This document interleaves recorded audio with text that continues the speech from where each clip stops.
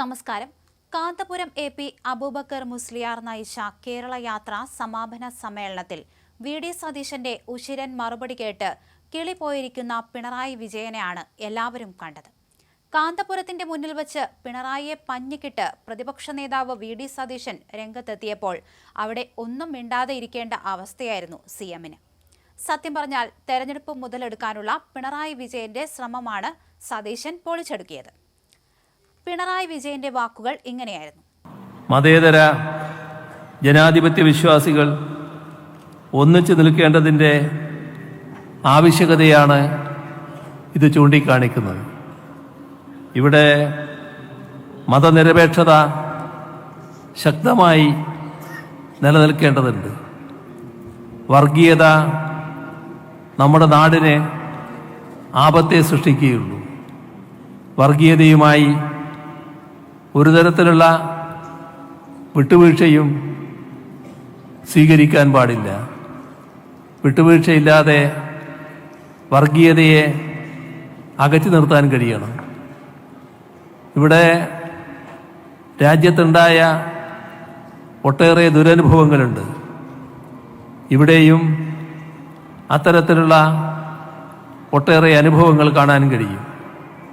പക്ഷേ ഒരു വർഗീയതയെ നേരിടാൻ മറ്റൊരു വർഗീയത കൊണ്ട് കഴിയില്ല എന്നത് കൃത്യമായി നാം മനസ്സിലാക്കണം.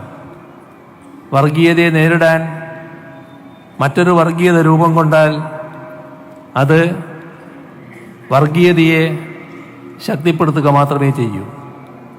ഇവിടെ ഭൂരിപക്ഷ വർഗീയത വലിയ തോതിൽ അഴിഞ്ഞാടുകയും ഒട്ടേറെ ക്രൂരകൃത്യങ്ങൾ ചെയ്യുകയും ചെയ്തിട്ടുണ്ട്. പക്ഷേ ആ വർഗീയതയെ ഞങ്ങൾ തന്നെ നേരിട്ട് കൊള്ളാം എന്ന് ഏതെങ്കിലും ന്യൂനപക്ഷ വിഭാഗത്തിലെ ഒരു കൂട്ടർ കണക്കാക്കി അങ്ങനെയൊരു ന്യൂനപക്ഷ വർഗീയതയ്ക്ക് രൂപം കൊടുത്താൽ അത് തീർത്തും ആത്മഹത്യാപരമായ സമീപനമായിരിക്കും. ഒരു വർഗീയതയെ മറ്റൊരു വർഗീയത കൊണ്ട് നേരിടാനാവില്ല. ഈ രണ്ട് വർഗീയതയും പരസ്പര പൂരകങ്ങളായി പ്രവർത്തിക്കുകയാണ് ചെയ്യുക. അപ്പോൾ വർഗീയതയെ എതിർക്കുന്നത് മതനിരപേക്ഷതയുടെ ഭാഗമായിട്ട് മാത്രമാണ്. നമ്മുടെ രാജ്യത്തിൻ്റെ മതനിരപേക്ഷ സമൂഹമാകെ വർഗീയത എതിർക്കാൻ തയ്യാറാവണം. നമ്മുടെ രാജ്യത്തായാലും കേരളത്തിലായാലും ഭൂരിപക്ഷ ന്യൂനപക്ഷ വ്യത്യാസമില്ലാതെ ഭൂരിപക്ഷത്തിലും ന്യൂനപക്ഷത്തിലും മഹാഭൂരിപക്ഷം മതനിരപേക്ഷ ചിന്താഗതിക്കാരാണ്. ആ മതനിരപേക്ഷത ശക്തിപ്പെടുത്തുകയാണ് വേണ്ടത്. മതനിരപേക്ഷതയുടെ ഭാഗമായി നിന്നുകൊണ്ട് മാത്രമേ വർഗീയതയെ തുരത്താനാവുകയുള്ളൂ, വർഗീയതയെ ഒറ്റപ്പെടുത്താനാവുകയുള്ളൂ. അപ്പോൾ വർഗീയതയോട്, ഏത് വർഗീയതയായാലും ഒരു തരത്തിലുള്ള മൃദു സമീപനവും സ്വീകരിച്ചു പോകാൻ സാധാരണ നിലക്ക് പാടില്ല. അത് മതനിരപേക്ഷതയ്ക്ക് ആപത്ത് മാത്രമേ ഉണ്ടാക്കൂ. അങ്ങനെ മൃദു സമീപനം സ്വീകരിച്ചാൽ അതിൻ്റെ അർത്ഥം വർഗീയതയെ പ്രോത്സാഹിപ്പിക്കുന്നുവെന്നതാണ്. ഇത് കൃത്യമായി തിരിച്ചറിഞ്ഞുള്ള സമീപനം പൊതുവെ നമുക്ക് സ്വീകരിക്കാൻ കഴിയേണ്ടതായിട്ടുണ്ട്. ഇങ്ങനെയൊരു കാലത്ത് നന്മ എന്നത് കേവലം ഒരു വാക്കായി അവശേഷിക്കാൻ പാടില്ല. അതൊരു ജീവിതാശയമായി തന്നെ മാറ്റാൻ നമുക്ക് കഴിയണം. പരസ്പരം കരുതലും സ്നേഹവും പങ്കുവെക്കുന്ന വിവേചനങ്ങളില്ലാത്ത ഒരു ലോകമാണ് വരും തലമുറക്കായി നാം കരുതി വെക്കേണ്ടത്. ഈ കാഴ്ചപ്പാടാണ് നമ്മുടെ സംസ്ഥാനം മുന്നോട്ട് വെക്കുന്നത്. ഇന്ത്യയുടെ നാനാഭാഗങ്ങളിൽ വർഗീയതയുടെ കനലെരിയുമ്പോഴും കേരളം ഒരു ശാന്തി തീരമായി നിലകൊള്ളുകയാണ്. നമ്മൾ പുലർത്തി വരുന്ന വിട്ടുവീഴ്ചയില്ലാത്ത മതനിരപേക്ഷ നിലപാടുകളാണ് ഇതിന് കാരണം. കേരളത്തിൽ വർഗീയ ശക്തികളില്ലാത്തതുകൊണ്ടല്ല, പക്ഷേ നാം ശാന്തമായ ജീവിതം നയിക്കാൻ കഴിയുന്നൊരു സമൂഹമായി നിലകൊള്ളുന്നു.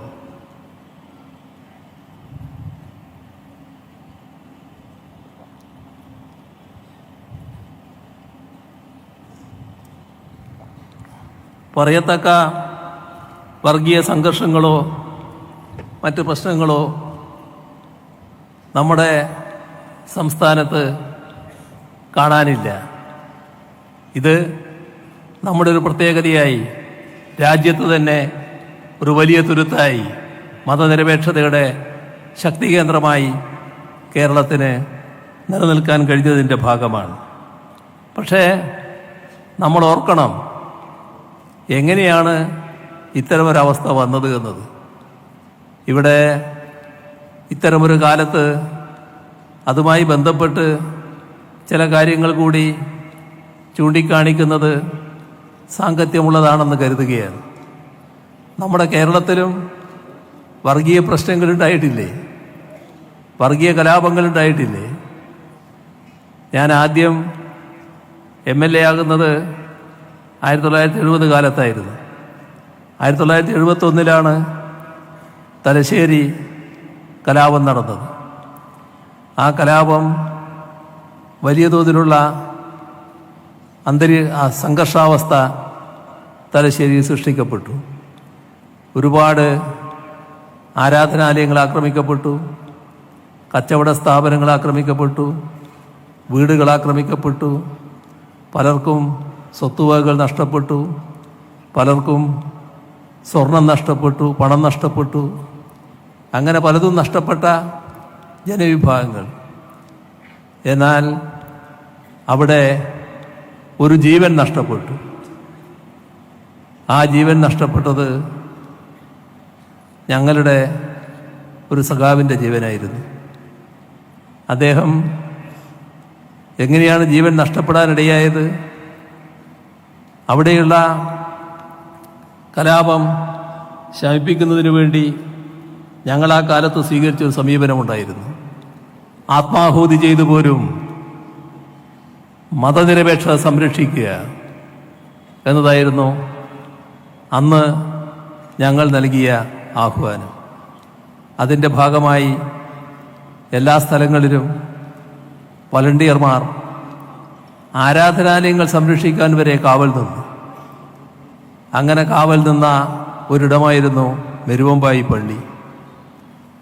ആ മെരുവമ്പായി പള്ളി ആക്രമിക്കാൻ അന്ന് ഈ കലാപത്തിന് നേതൃത്വം കൊടുക്കുന്ന വിഭാഗം എത്തി. അത് RSSൻ്റെ അറിയപ്പെടുന്നവരടക്കമായിരുന്നു. അപ്പോൾ അവിടെ നിൽക്കുന്ന വളണ്ടിയർമാരുടെ നേതാവ് UK കുഞ്ഞിരാമൻ, അദ്ദേഹം പറഞ്ഞു, നിങ്ങൾ തിരിച്ചു പോകണം, ഈ പള്ളി ആക്രമിക്കാൻ പറ്റില്ല. പക്ഷെ അവർക്ക് ആക്രമിച്ചേ പറ്റൂ. അപ്പോൾ ഇവർ പറഞ്ഞു, നിങ്ങൾക്ക് ആക്രമിക്കണമെങ്കിൽ ഞങ്ങളെ ശരീരത്തിലൂടെ വേണം അങ്ങോട്ട് കടക്കാൻ, ഇതിനിപ്പുറം കടക്കാൻ ഞങ്ങൾ സമ്മതിക്കില്ല. തൽക്കാലം അവർക്കതിന് കഴിയില്ല എന്ന് വന്നു. അവർ തിരിച്ചുപോയി. പക്ഷേ ആ അമർഷം, ആ പക അതവർ തീർത്തു. ഈ രാത്രി മുഴുവൻ കാവൽ നിന്ന് പിറ്റേ ദിവസം പുലർച്ചെ UK കുഞ്ഞിരാമൻ ഈ മെരുവമ്പായി പള്ളിയുടെ ഭാഗത്ത് നിന്ന് അദ്ദേഹത്തിൻ്റെ വീട് നിർവേലി ഭാഗത്താണ്, അങ്ങോട്ടേക്ക് പോവുകയാണ്. അപ്പോൾ അവിടെ ഒരു ഭാഗത്ത് കാവൽ നിന്ന് ഇവർ അദ്ദേഹത്തെ ആക്രമിച്ചു. അതിലാണ് അദ്ദേഹത്തിൻ്റെ ജീവൻ നഷ്ടപ്പെടുന്നത്. ഇതുപോലുള്ള ഒട്ടനേകം സംഭവങ്ങൾ ഇവിടെ ചാലയിൽ നമുക്കെല്ലാം അറിയാവുന്ന കാര്യമാണല്ലോ. ആ കലാപത്തിൽ ഒരാൾ കൊല്ലപ്പെട്ടു. പട്ടാളത്തിനെ ഇറക്കേണ്ടി വന്നു ആ കാലത്ത് ആ കലാപം ശമിപ്പിക്കാൻ. നിരവധി കടകൾ, സ്ഥാപനങ്ങൾ ഒക്കെയാണ് ആ കാലത്ത് തീവച്ച് നശിപ്പിച്ചത്. പോലീസിന് വെടിവെക്കേണ്ടിയും വന്നു. ഒരാൾ കൊല്ലപ്പെടുകയും ചെയ്തു ആ കലാപത്തിൽ. ഇതെല്ലാം നമ്മുടെ നാടിൻ്റെ ഭാഗമായി ഉള്ള കാര്യങ്ങളാണ്. അതേപോലെ തന്നെ പള്ളിത്തോട്ടത്തിൽ അവിടെ വീടുകളും മത്സ്യബന്ധന ഉപകരണങ്ങളുമെല്ലാം വലിയ തോതിൽ നശിപ്പിക്കുന്ന അവസ്ഥയുണ്ടായി. പോലീസിന് വെടിവെക്കേണ്ടി വന്നു. ഒരു മരണവും അവിടെ സംഭവിച്ചു. ഏറ്റവും വലിയ തോതിലുള്ള ഒരു കലാപമാണ് മട്ടാഞ്ചേരിയിൽ ഒരു കാലത്ത് നടന്നത്. അവിടെ പോലീസിന് വെടിവെക്കേണ്ടി വന്നു. കച്ചവട സ്ഥാപനങ്ങൾ കൊള്ളയടിക്കുന്ന അവസ്ഥയുണ്ടായി. ഒരാൾ കൊല്ലപ്പെടുന്ന നിലയും വന്നു. ഒട്ടനേകം പേർക്ക് പരിക്കേൽക്കുന്ന നിലയുണ്ടായി. പാലക്കാട് കലാപമുണ്ടായപ്പോൾ നിരവധി വീടുകളും വ്യാപാര സ്ഥാപനങ്ങളുമാണ് നശിപ്പിക്കപ്പെട്ടത്. പോലീസ് വെടിവെപ്പുണ്ടായി. പലരുടെയും ഓർമ്മയിൽ ഇപ്പോഴും സിറാജുന്നീസ ഉണ്ടാവും. വീട്ടുമുറ്റത്ത് കളിച്ചുകൊണ്ടിരിക്കുന്ന 11 വയസ്സുള്ള കുട്ടി അന്ന് വെടിയേറ്റ് മരണപ്പെട്ടു. ആ കലാപത്തിൽ നിരവധി പേർക്ക് പരിക്കേറ്റു. ഇവിടെ പൂന്തുറയിൽ വലിയ കലാപമുണ്ടായത് ആളുകൾ മറന്നിട്ടുണ്ടാവില്ല. 6 പേരായിരുന്നു ആ കലാപത്തിൽ കൊല്ലപ്പെട്ടത്. നിരവധി വീടുകളും കടകളും നശിപ്പിക്കുന്ന അവസ്ഥയുണ്ടായി. മട്ടാഞ്ചേരിയിൽ 3 പേര് കൊല ചെയ്യപ്പെട്ട ഒരു കലാപം വീണ്ടുമുണ്ടായി. പോലീസ് ജീപ്പ്, ഓട്ടോറിക്ഷ ഇവയെല്ലാം തീ കൊടുക്കുന്ന അവസ്ഥയും വന്നു. അവിടെയും പോലീസ് വെടിവെക്കേണ്ടി വന്നു.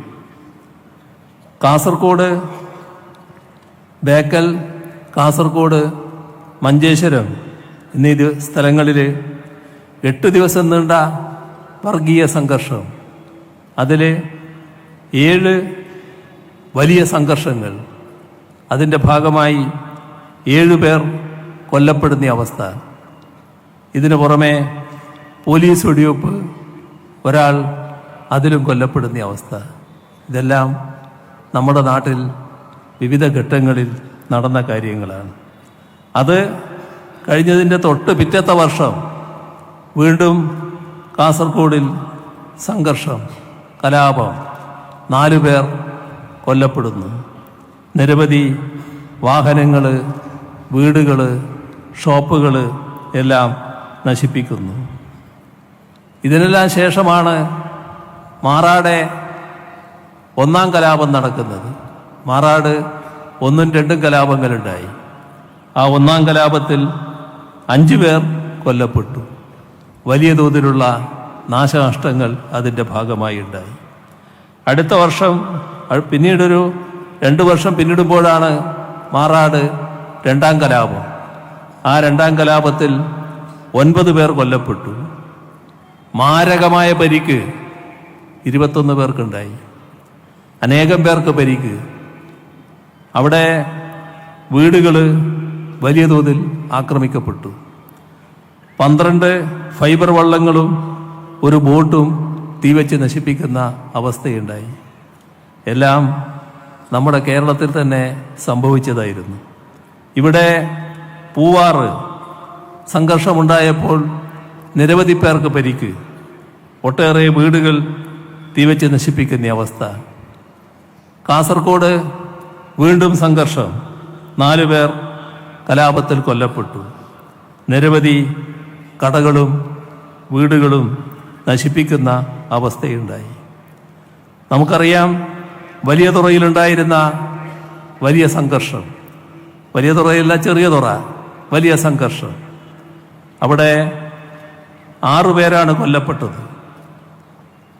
പലതരത്തിലുള്ള സംഘർഷങ്ങളാണ് ഉയർന്നു വന്നത്. പോലീസ് വെടിവെപ്പ് വലിയ തോതിൽ അവിടെ നടക്കുകയുണ്ടായി.